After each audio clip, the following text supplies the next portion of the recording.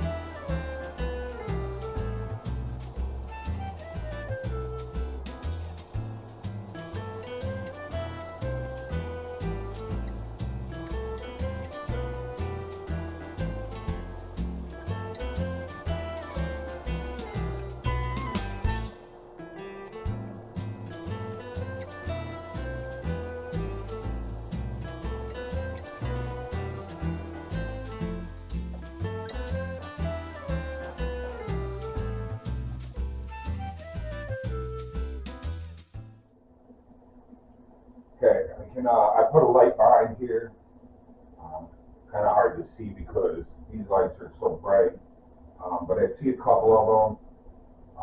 I'm going to hit those. And then I'll probably turn off the light.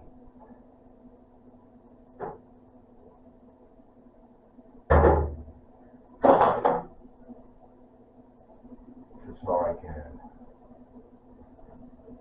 see a little better.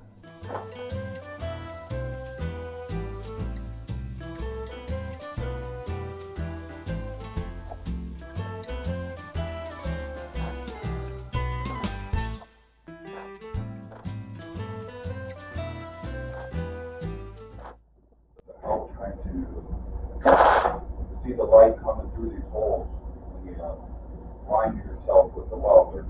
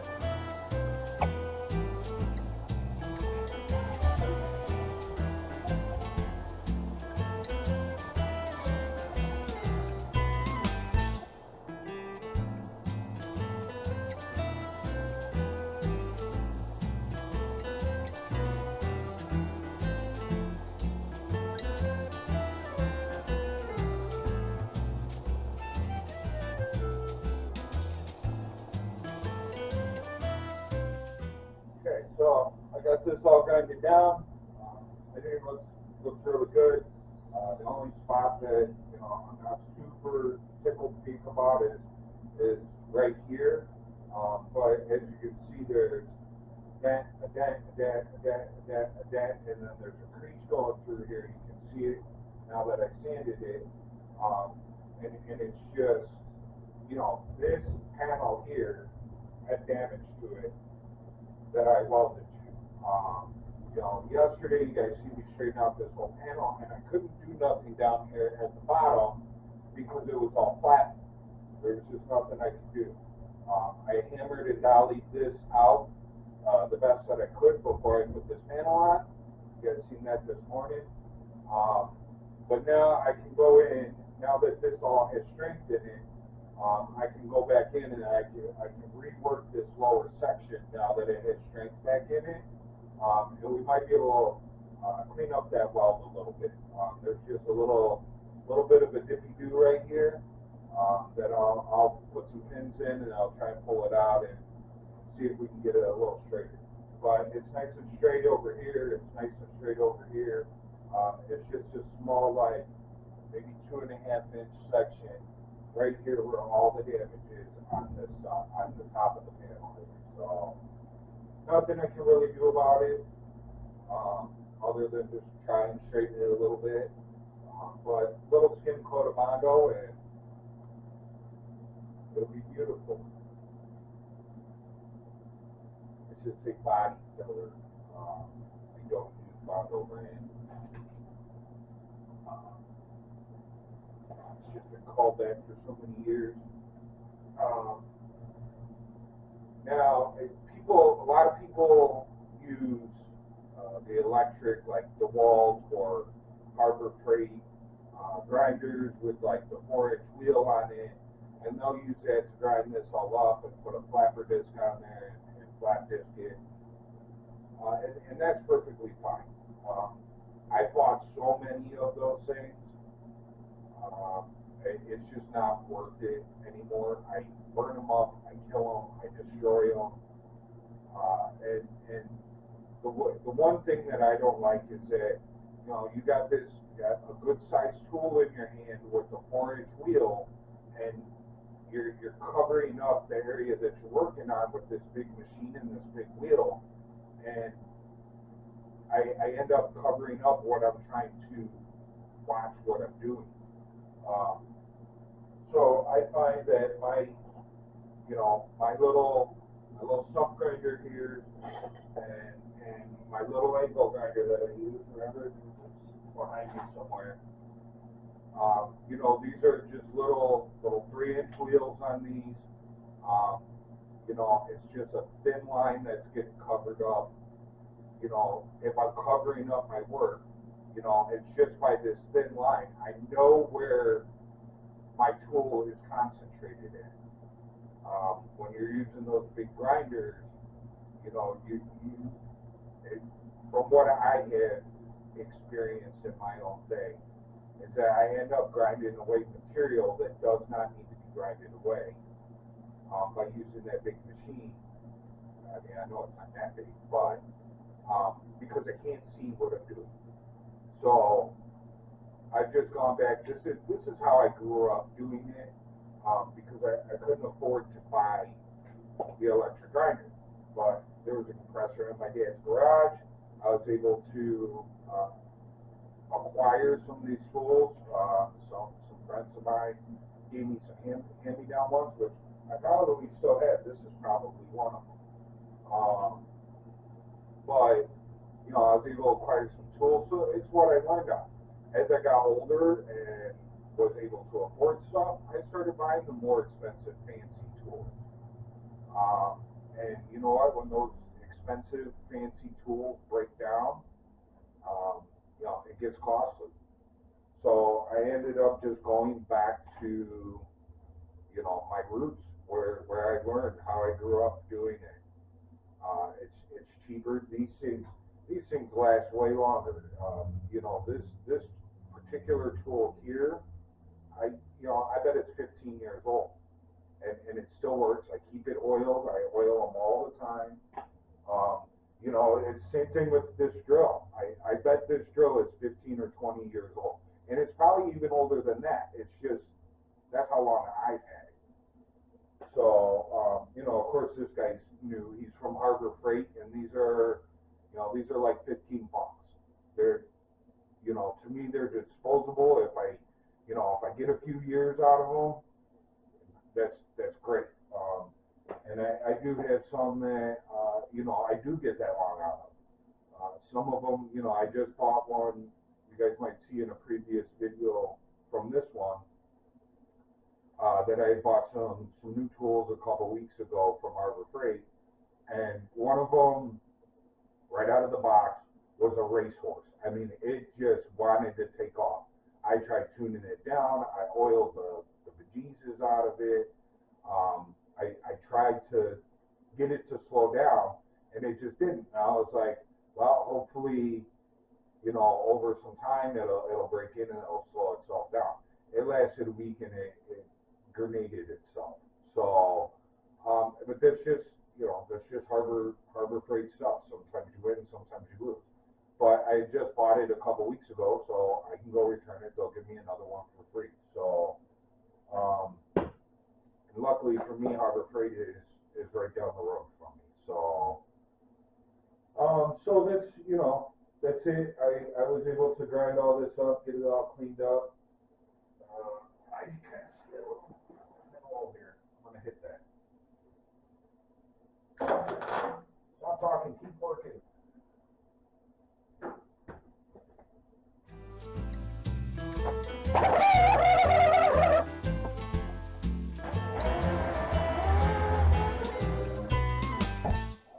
So, but you know, some of these tools, like, you know, this is a macro standard. You know, they're not cheap. They're expensive. But I've had it, you know, probably 10 years. It's a good tool. I take good care of it. The only issue that I've had with it is they have this little fiber filter muffler thing that's on there that eventually it clogged up. I had to take it off. I'm sure if I soak it in some cleaner or something, I'm sure I can get it working again. But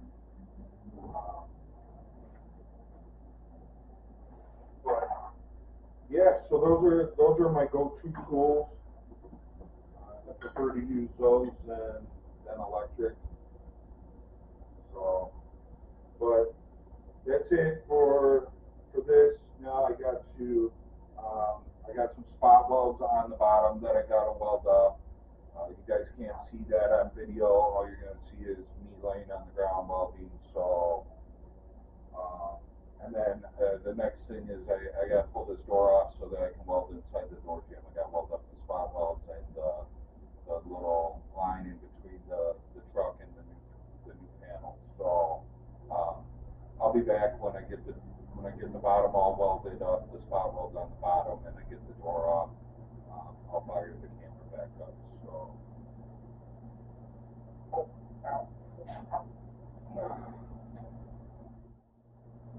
okay, got the door off. I welded up all the spot welds on the bottom.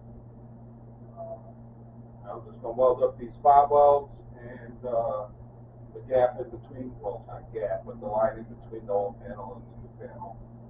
So, here we go.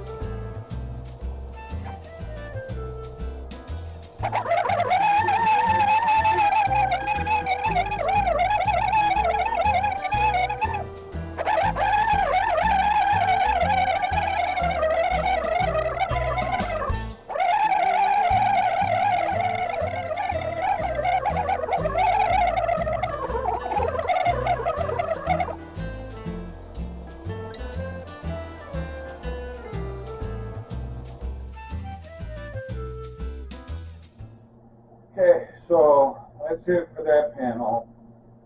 It's finally permanent after I don't know how many test fits I did on that panel. Just kind of, it was a pain in the butt panel, not to install, but just because the rocker lines up with it, the door lines up with it, the fender lines up with it.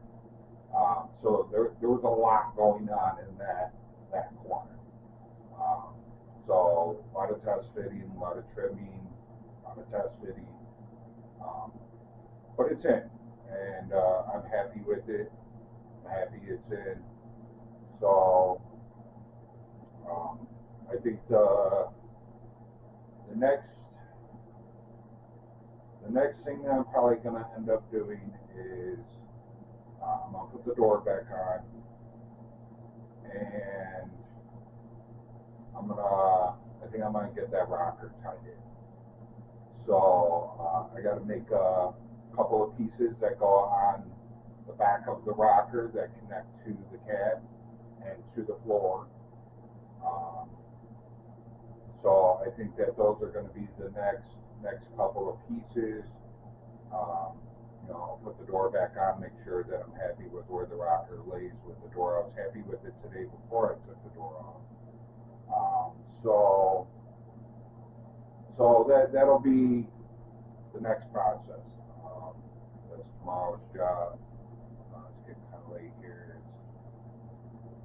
We're pushing 10 o'clock here, so I think that's it for me tonight. I'm out. Oops.